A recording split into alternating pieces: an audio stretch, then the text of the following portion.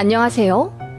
막무가내 노답 시어머니를 아주 재밌는 방법으로 퇴치한 30대 중반의 요가 강사입니다. 2년 연애한 남자와 결혼하고 바로 청약 당첨되어 23평짜리 공공임대 아파트에 들어와 쾌적한 환경에서 신접 살림을 시작했습니다. 운 좋게 아이도 바로 갖게 되어 결혼하고 1년 좀 있다가 아이를 낳았지요.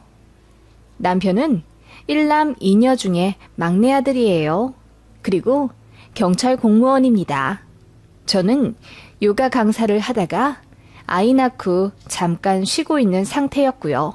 어머님은 처음부터 제 직업을 마음에 안 들어 하셨어요.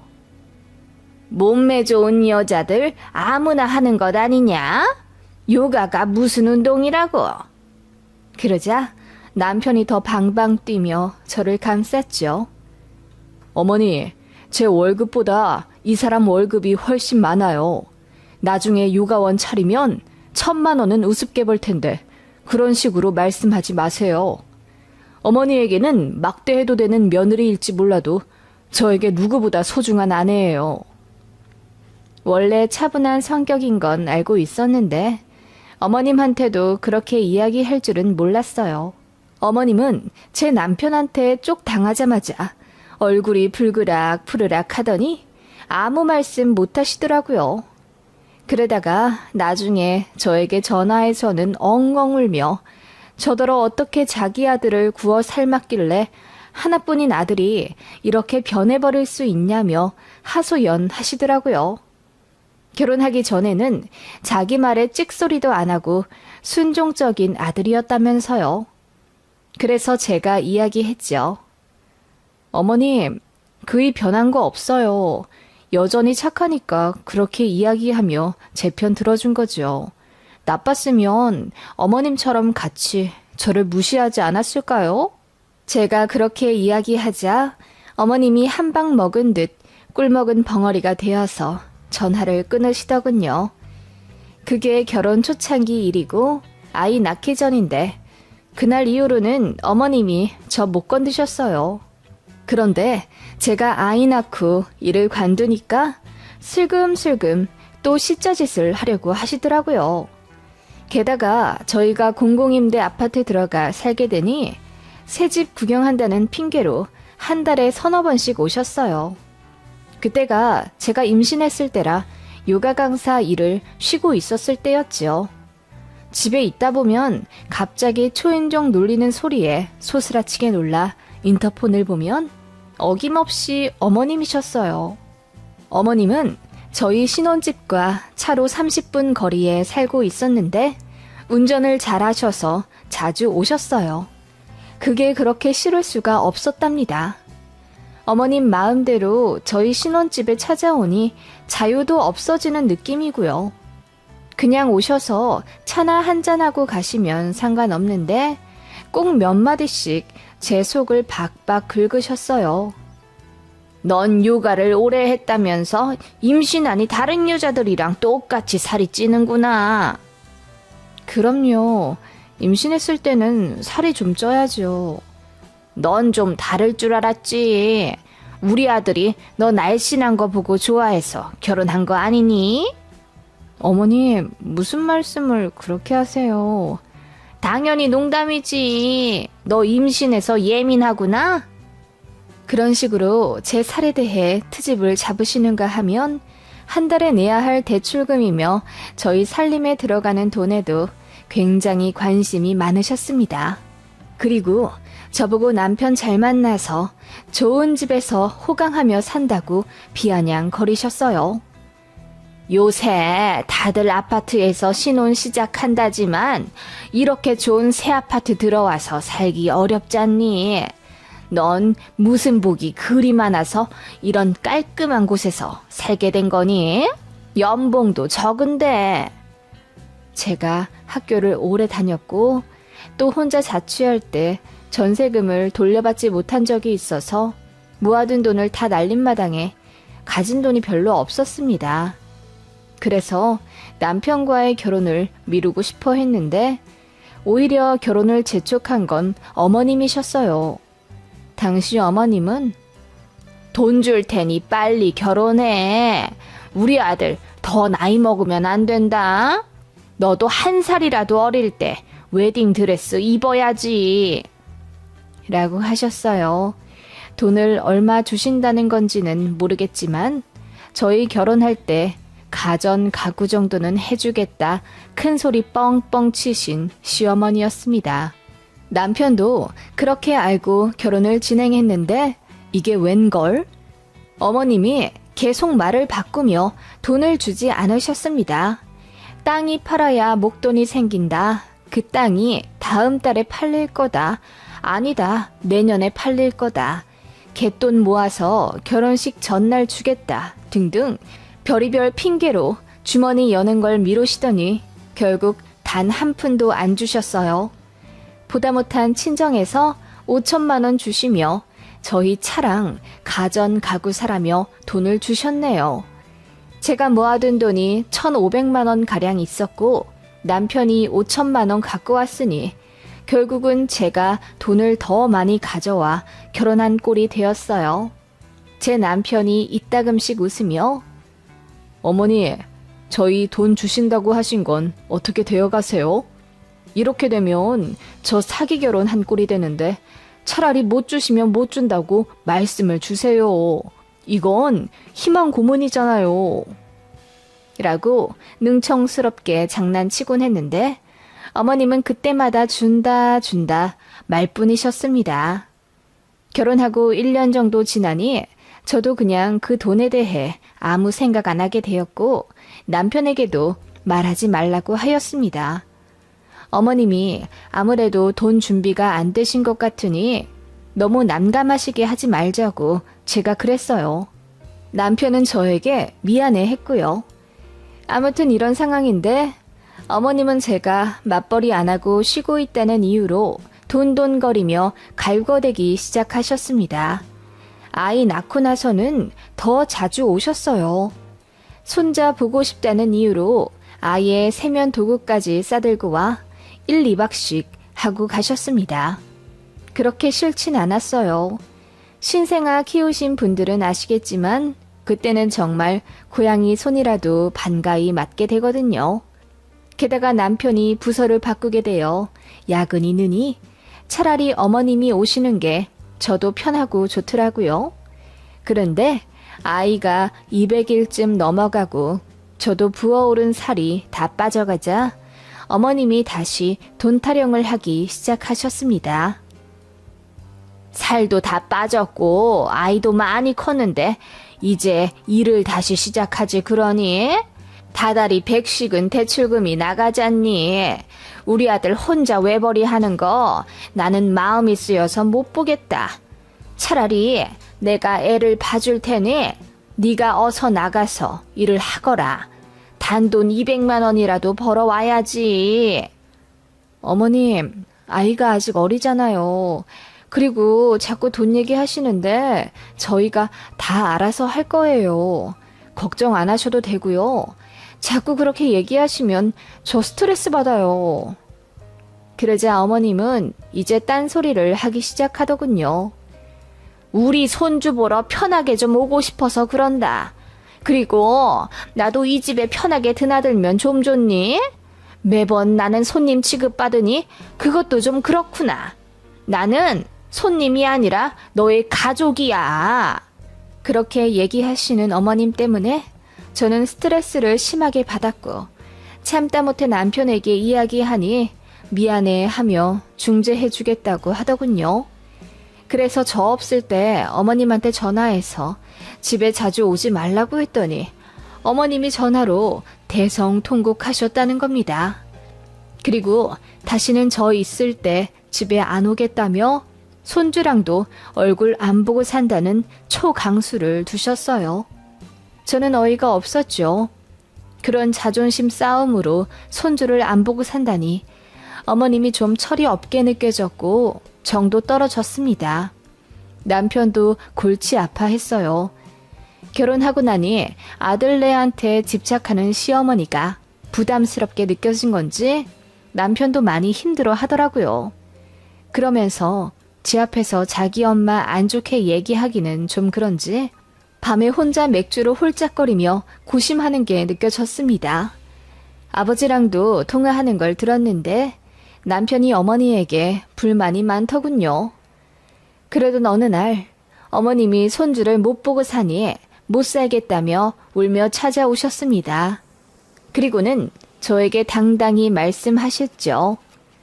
나 이제 너네 집 편하게 올란다. 비밀번호 알려다오. 네?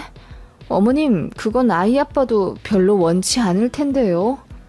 그깟 현관 비밀번호 알려주는 일에 무슨 우리 아들 핑계를 대니? 너는 내가 아직도 남같니? 가족 사이에 집 비밀번호는 좀 알고 지내야지. 저는 무조건 남편이랑 상의해서 알려드린다고 했습니다.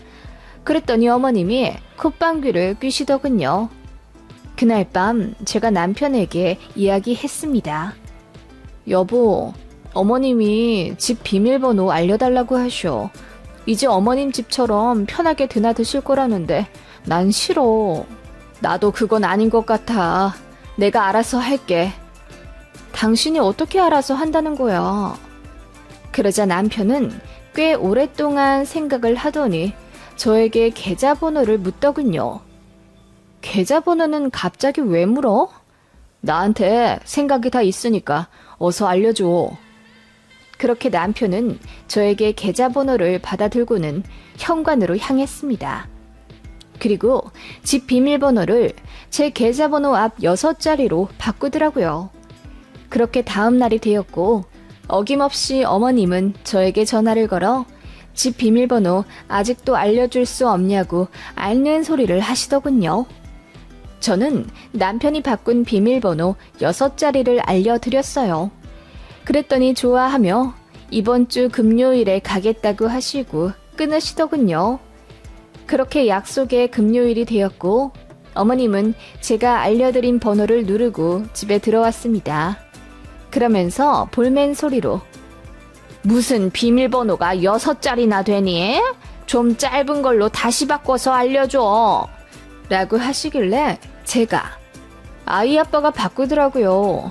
그것도 줄여서 앞 6자리로만 한 거예요. 라고 했죠. 그러자 어머님이 무슨 번호냐며 묻더군요. 저는 남편이 시킨 대로 아이 아빠한테 물어보세요. 라고 했습니다. 어머님은 갑자기 너무나 궁금해졌는지 그 자리에서 제 남편에게 전화를 거시더라고요. 그렇게 통화를 하는가 싶더니 갑자기 얼굴이 새하얗게 질려서는 소리를 고래고래 지르며 싸우다가 끊으셨습니다.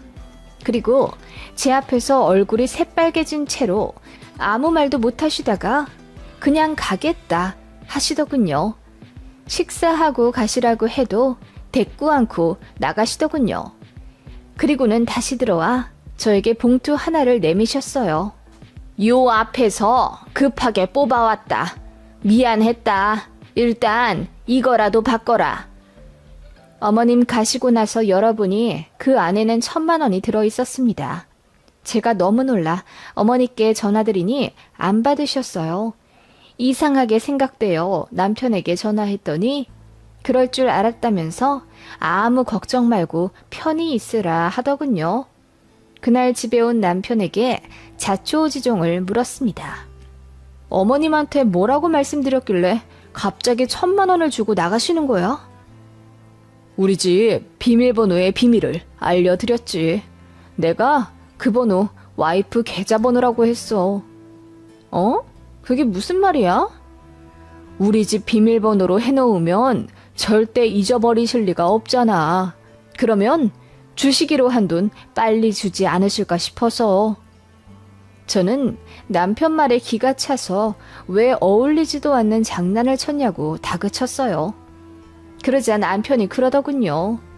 어머님이 예전에 주식한다고 집안을 한번 말아먹은 적이 있다더군요. 그때 제 남편이 모아둔 돈도 빌려 가셨대요. 그 돈은 제 남편이 20살 때 학부모에게 욕먹어가며 번 가외 알바비였다고 하네요. 그런데 그 돈을 꿀꺽하시고는 돌려주지 않으셨대요. 졸업할 때 준다, 취직할 때 준다, 결혼할 때 준다, 계속 말을 바꾸셨는데 그게 오히려 더 상처였다고 합니다. 그러다가 이제 진짜 결혼할 때가 되어 저를 데리고 왔는데 또 돈 준다고 해놓고 말을 바꾸니 남편도 어머님께 정이 떨어진 거죠. 그래서 그렇게 돈 타령을 했다고 합니다. 제 남편이 많이 과묵한 편이고 속이 깊은데 왜 그렇게 어머님께 자꾸 돈 달란 얘기를 하나 이해가 안 갔는데 이제 알겠더라고요. 남편은 전화로 어머님께 키워주신 것은 감사하나 자식 낳고 보니 어머님이 더 이해가 안 간다. 자긴 자기 자식 돈 그렇게 함부로 가져가서 꿀꺽하진 않을 것 같다. 정말 며느리와 아들에게 부모로서 존중받고 싶은 건 맞냐고 따졌답니다. 안 그래도 어머님이 시자짓을 하고 돈으로 치사하게 굴고 그러니까 남편도 쌓인 게 많았던 거죠.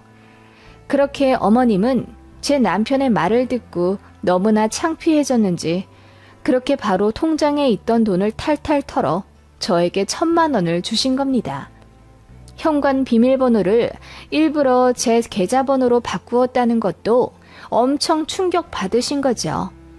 그날 이후로 어머님은 단 한 번도 집에 오지 않으셨어요. 저희가 시댁에 찾아갔고 어머님은 아예 말수가 확 줄어드셨습니다.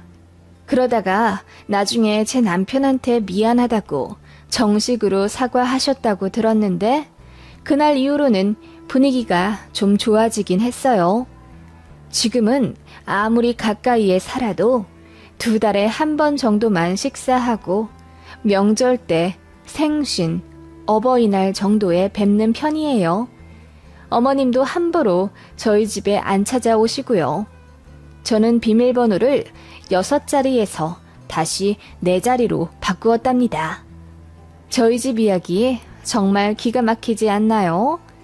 이 이야기를 친정 부모님께 해드렸더니 제 남편이 무슨 일이 있어도 제 편이 되어줄 좋은 사람 같아서 안심이 된다고 하더군요. 저도 그렇게 생각해요.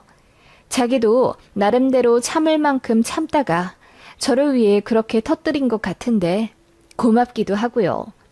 어쨌든 결국은 어머님도 정신을 차리셨고 그러면서 관계는 크게 악화되지 않으니 이 정도에서 만족합니다. 얼마 전부터는 아이를 어린이집에 입학시키고 새로운 요가원에서 강사일 하고 있어요. 250만 원 정도 받으며 잠깐 파트타임 형식으로 하고 있는데 아이 많이 키우면 제 요가원을 내어 열심히 일하고 싶습니다. 이야기 들어주셔서 감사해요.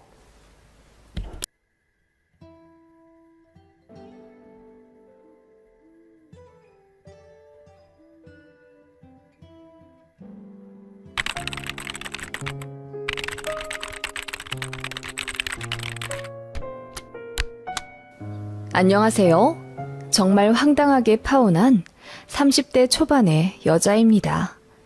저 같은 케이스가 또 있을까 궁금해서 글을 올려봅니다. 저는 학교 선생님이고 아는 사람 통해서 남자를 소개받았습니다.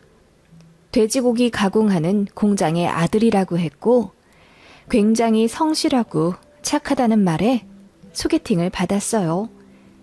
저는 아버지가 일찍 돌아가시고 엄마랑 여동생과 단둘이 살고 있었는데 아무래도 외롭고 허전하다 보니 가정을 잘 이루고 싶었고 그러기 위해서는 돈보다는 남자의 마음 씀씀이가 더 중요했습니다.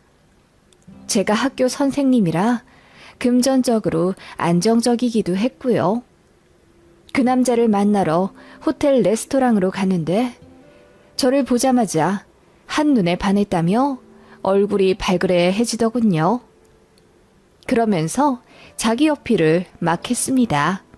모 지역에서 돼지고기 가공하는 공장을 운영하는 집안의 아들이라며 작년 연매출이 40억이라고 하더군요. 친인척들이랑 하다 보니 손에 들어오는 순수익도 많다면서요. 본인은 회사원인데 머지않아 정리하고 아버지 회사로 들어갈 거라고 하더군요. 보니까 손에 차고 있는 시계도 상당히 고가였습니다. 차도 제네시스 G80이었고요. 그러면서 저를 놓치고 싶지 않다며 애프터 신청을 굉장히 적극적으로 하더군요. 저도 그 사람이 나쁘지 않았고 그래서 사귀게 되었습니다. 저는 사귀는 것과 동시에 저희 집 사정을 이야기했지요. 아버지가 일찍 돌아가셔서 홀 어머니만 계시다고 했는데 제 걱정과는 달리 저를 더 따스하게 안아주며 그러면 결혼하고 나서 장모님 옆에 더 가까이 살아야겠다. 내가 잘 챙겨드려야지. 라고 하더군요. 그 모습에 저는 너무나 마음이 놓였고 사귀는 내내 저를 공주받들듯 챙겨주는 모습에 결혼을 하기로 결심했습니다. 그렇게 6개월쯤 사귀었을까? 저희 집에 먼저 찾아와 예비 신랑이 인사를 드렸고 예상대로 매우 깍듯한 모습에 엄마가 마음을 열고 결혼을 허락해 주셨습니다. 이제 저만 남자 쪽 집에 인사 가면 되었는데 남자가 그러더라고요. 사실 지금 부동산 문제로 사정이 있어서 잠깐 빌라에 살고 있어. 우리 아파트는 40평대 고급 아파트인데 잠깐 아는 사람한테 전세 주느라고 우리는 빌라에 살고 있거든. 내년에 거기 이사 갈 거야. 지금 집이 허름해도 놀라지 말아줘. 그 말에 조금 이상하다라는 생각을 했지만 사귀면서 여자 문제 한 번 일으킨 적 없고 거짓말도 하지 않은 수더분한 남자라 믿었습니다. 그렇게 남자의 차를 타고 인사를 드리러 갔습니다. 모 지역의 시내를 한참 지나 산비탈까지 오르고 꼬불꼬불 허름한 빌라로 조악한 동네에 다다랐어요. 3층짜리 벽돌조차 바래버린 빌라 앞에 세운 예비 신랑이 여기는 임시로 살고 있는 곳이라며 저를 계속 안심시키려 하더군요. 조금 불안은 했지만 들어갔습니다. 가니까 어머님만 계셨어요. 제가 깍듯이 인사를 드리자 예비 시어머니는 그래, 이야기 잘 들었다. 우리 아들이랑 결혼을 하고 싶다고? 선생님이라던데 한 달에 얼마 버니? 라고 다짜고짜 돈 이야기부터 하시더라고요. 너무 놀라서 제가 얼어붙자 남친이 허허 웃으며 전에 사귀던 여자친구들이 다 백수였고 자기네 공장 상속에만 혈안이 되어 있어서 결국 다 헤어졌다고 하더군요. 우리 엄마가 내 전 여친들한테 너무 대어서 이런 이야기를 하시는 거야. 아, 엄마, 이 사람은 그럴 리 없다고 내가 말했잖아. 얼마나 착한 여자라고. 남자는 그렇게 이야기하며 제 앞에서 본인 엄마를 나무라더군요. 그러자 예비 시어머니는 뭔가 할 말이 있는 듯 했지만 꾹 참는 느낌이 들었고요.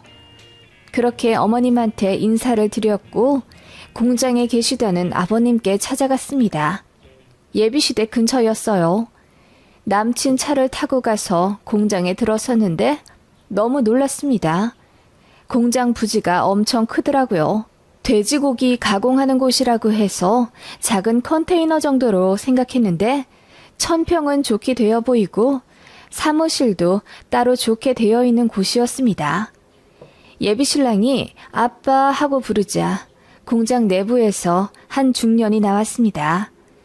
그분은 저를 보자마자 환하게 웃으며 네가 우리 며느리 될 아이구나. 와주어서 고맙구나. 라고 맞아주셨죠.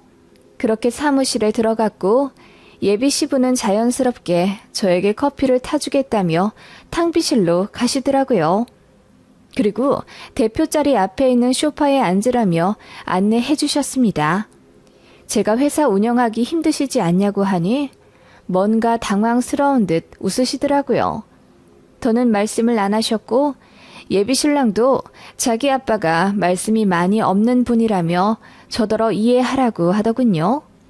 무언가 못 믿어온 부분이 많았지만 대표 자리에 있는 명패도 예비시부 이름이었고 또 예비시부도 자연스럽게 대표 자리에 가서 핸드폰을 충전하는 등 명백한 공장 사장 같은 모습을 보였기에 더 의심하진 않았습니다. 어쨌든 양가 허락을 받긴 받은 거죠.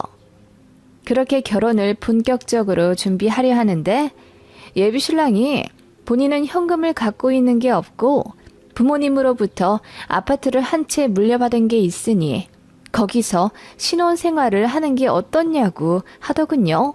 그런데 그곳이 제가 근무하는 곳에서 굉장히 많이 떨어진 지역이었습니다. 차로 1시간 30분 정도라면 출퇴근을 생각해 볼 수도 있지만 2시간도 넘게 떨어진 곳이라 제가 그건 안 될 것 같다고 했죠. 그랬더니 지금 팔면 너무 손해라며 난감해 하더라고요. 그래서 대출을 먼저 받고 제가 가진 돈을 합쳐서 신혼집을 마련하면 되지 않겠냐고 하니 자기는 보수적이라 대출을 안 받는다고 하더군요. 자기네 집이 승승장구하게 된 이유도 대출 하나 없이 올 현금으로 이뤄내서 그런 거라며 입에 침이 튀도록 설명을 하더군요. 여하튼 예비신랑은 대출은 못 받겠고 일단 제가 가진 돈으로 신혼집을 전세로라도 마련해서 들어가 보자고 하더군요. 자기가 가전 가구는 다 해올 것이고 결혼하고 나면 자기가 가진 아파트 명의를 저한테 돌려주겠다는 약속도 하더라고요. 그 아파트는 시세 12억짜리였습니다. 저는 현금으로 2억 있었고 소나타 한 대가 있었어요. 게다가 결혼하면 엄마가 돈을 2천만 원 해주신다고 했고요. 그런데 제 돈으로 전세 계약을 하면 굳이 엄마에게 그 돈을 받을 이유가 없어 보였습니다. 그래서 예비신랑에게도 친정 지원을 없앨 거라고 했더니 뭔가 아쉬워하는 느낌이었습니다. 그때부터 조금씩 뭔가 이 결혼에 대한 찝찝함이 들기 시작했던 것 같아요. 남자는 너무 괜찮고 저를 많이 사랑해주긴 하는데 금전적으로 뭐 하나 딱 부러지게 확실한 게 없으니 짜증도 났고요. 제 마음을 꿰뚫기라도 하듯 남자가 갑자기 저에게 차를 바꾸자고 하더군요. 작년에 산 제네시스를 제가 타게 해주겠다며 결혼하면 아예 바꿔 타자고 하더라고요. 그리고 저에게 300만 원 상당의 시계도 사주었습니다. 당장 현금 융통할 방법이 없어서 미안하다며 눈물까지 흘렸어요. 그런 모습에 저도 무언가 홀린 것 같긴 합니다. 이제와 반성하고 제가 왜 그랬는지 이해가 안 가네요. 그때는 아마도 주변에서 다들 제가 결혼한다는 걸 알고 있었고 엄마도 제 예비신랑을 많이 좋아했었기 때문에 뭔가 더 상황이 나빠지면 안 된다는 이상한 강박 같은 게 저를 옥죄었던 것 같습니다. 예비신랑은 저에게 끊임없이 신뢰를 주기 위해 많이 노력했고 저도 그런 모습에 다시 그 사람을 믿고 잘 살아보자고 스스로를 다독이며 결혼을 진행해 갔습니다. 예식장을 계약했고 스드메도 열심히 알아보러 다녔습니다. 그리고 아파트도 계약했죠. 제 학교와 예비신랑 직장 가운데쯤으로 정해 제 돈으로 전세를 계약했습니다. 그쯤 제 생각은 어차피 저는 본가를 떠나 독립을 할 생각이었고 만약 남자와 파혼을 하거나 이혼을 하게 돼도 제가 살 곳이라 생각했습니다. 물론 예비신랑은 제 생각에 대해 전혀 모르고 있었죠. 여튼 그렇게 신혼집이 일단 정해지고 나니 아내 드릴 가전 가구가 고민이 되었습니다. 예비신랑이 알아서 다 들여놓겠다고 하더군요.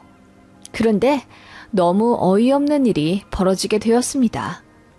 가전 가구 보러 가자고 하니 이 핑계 저 핑계 대며 못 간다고 하더니 어느 날 저에게 통보식으로 우리 엄마가 가전 가구 다 해주신대.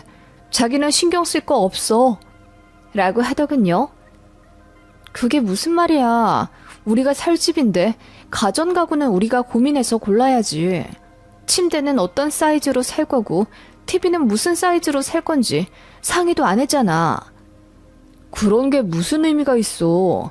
어차피 우리 둘이 같이 있으면 뭐든 안 좋겠어? 예비 신랑은 희한한 궤변을 드러놓으며 시어머니가 되실 자기 어머니가 너무나 기뻐하며 벌써 가전가구 계약을 하러 신나게 다닌다고 하더라고요. 어이가 없었습니다. 그러자 남자가 저보고 표정이 왜 그러냐며 설마 요즘 여자들처럼 시댁에 이유 없이 반감 가지는 된장녀냐고 하더군요. 제가 무슨 말을 그렇게 하냐고 하니 자기가 더 삐지더라고요. 저는 아무리 생각해도 이건 아니다.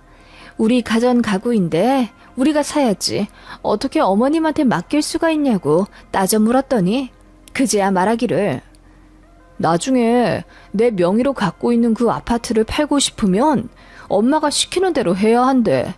자기도 알잖아. 그 아파트 지금 시세 12억인 거. 라고 하더군요.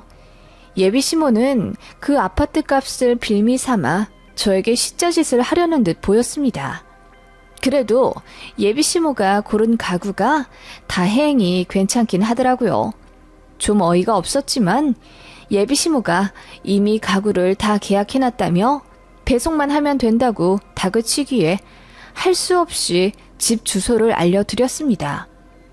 그렇게 가구가 먼저 들어오기로 했고 제가 가서 보려고 했는데 일이 생겨서 못 가게 되었습니다. 그래서 예비 신랑에게 도어락 비밀번호를 알려주었죠.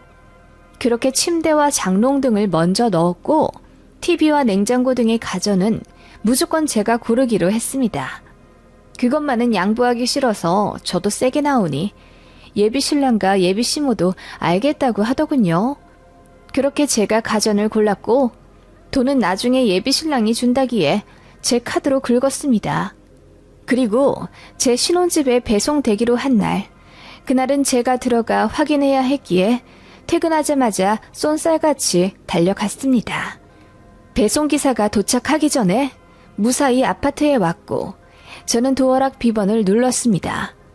그런데 상상도 못할 일이 그때 벌어지고 만 것입니다. 아무도 없을 거라고 생각했던, 아니 아무도 없어야 할 집에 웬 신발이 놓여져 있더군요. 소름이 돋아서 나가려고 하는 찰나 갑자기 안에서 세아가 반갑다 하는 소리가 들리는 겁니다. 소스라치게 놀라 고개를 들어보니 예비 시무가 환하게 웃으며 저를 맞아주고 있었습니다. 오늘 TV랑 냉장고 온다며 내가 미리 와 있었지. 그 모습에 제가 당황하며 제가 와서 드려도 되는데 말씀도 없이 어쩐 일이세요? 라고 했더니 예비 시무가 아무렇지 않게 내가 우리 집 오는데 네 허락을 받아야 하니? 라고 하시더군요. 그 말에 저는 너무 황당해서 얼굴에 열이 새빨갛게 오르는 기분이 들었습니다.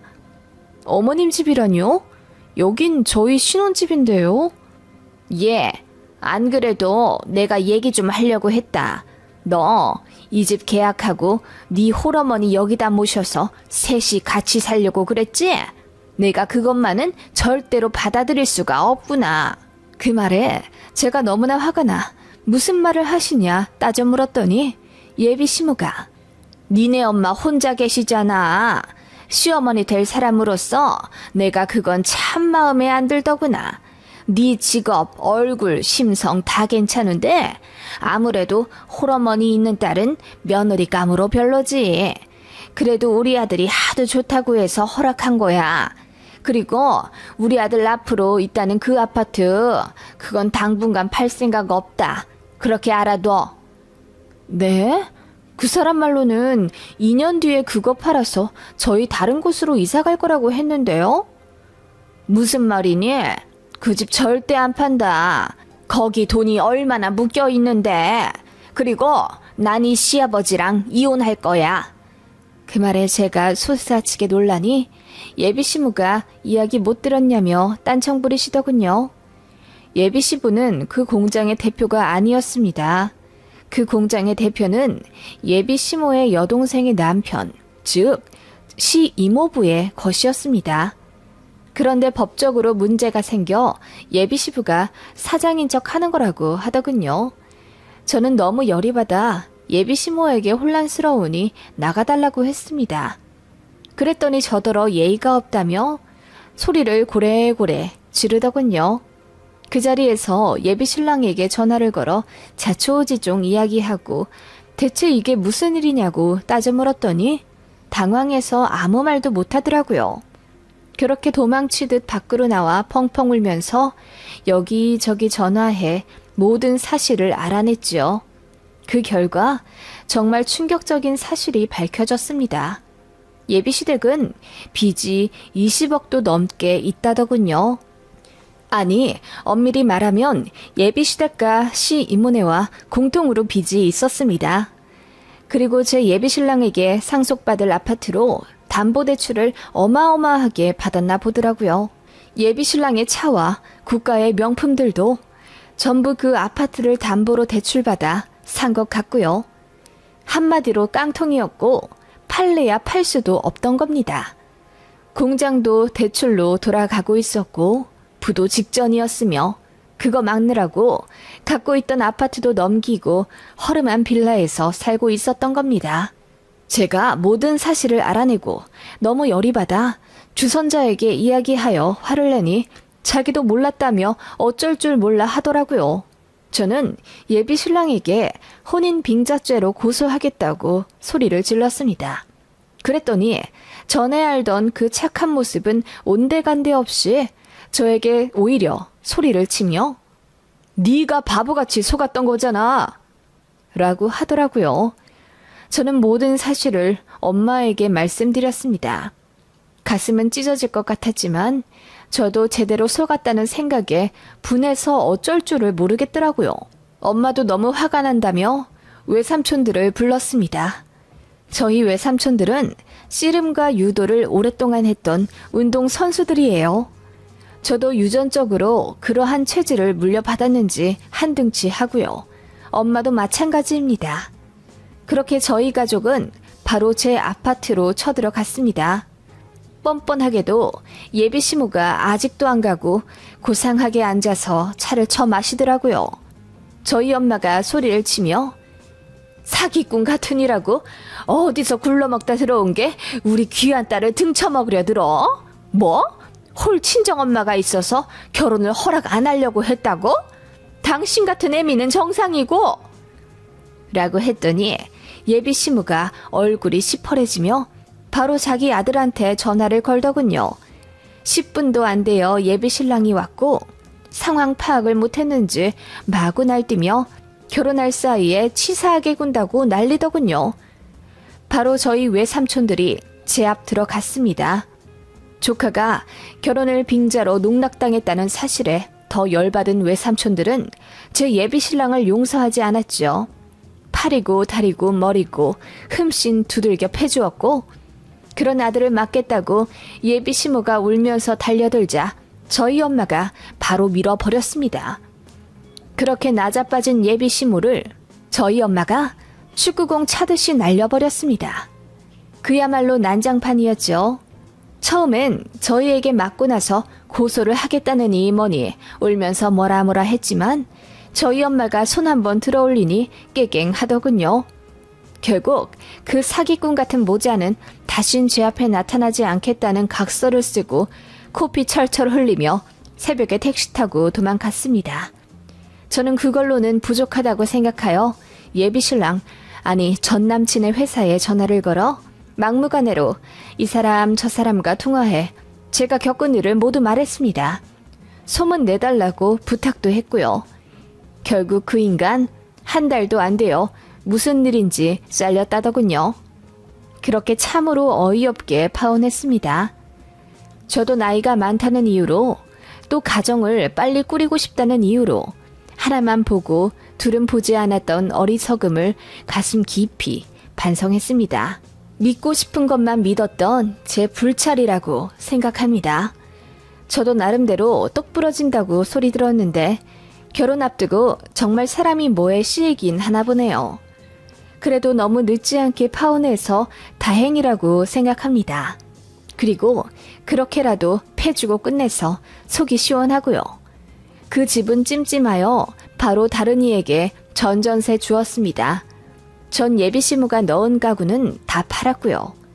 정말 황당하지 않나요? 어떻게 이런 일이 다 있는지 어이가 없을 뿐입니다.